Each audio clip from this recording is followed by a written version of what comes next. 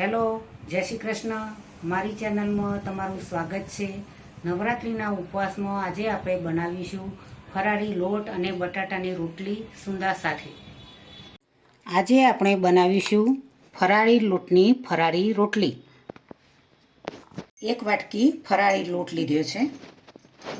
હવે તેમાં બટાકા બાફીને તૈયાર રાખ્યા છે, તો બટાકા એડ કરીશું. જીરું એડ કરીશું, મીઠું એડ કરીશું, મીઠો લીમડો એડ કરીશું, દાણા હોય તો દાણા પણ એડ કરી શકાય. તેલ એડ કરીશું, અડધી ચમચી મિક્સ કરી દઈશું.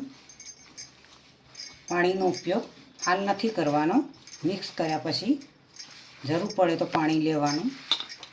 થોડું થોડું પાણી લઈશું.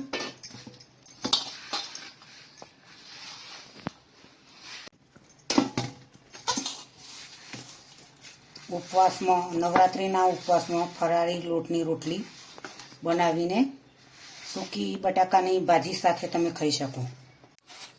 લોટ તૈયાર થઈ ગયો છે. બટાકા પણ અંદર સરસ રીતે મિક્સ થઈ ગયા છે. આ રીતે લુવા બનાવીને રોટલી બનાવીશું.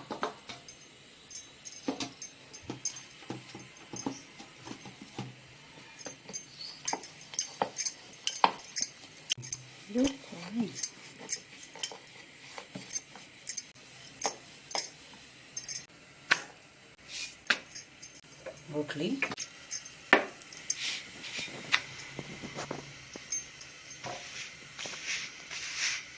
આ રીતે ફેરવતા જઈશું અને દબાવતા જઈશું. સરસ એવી રોટલી તૈયાર થઈ જશે.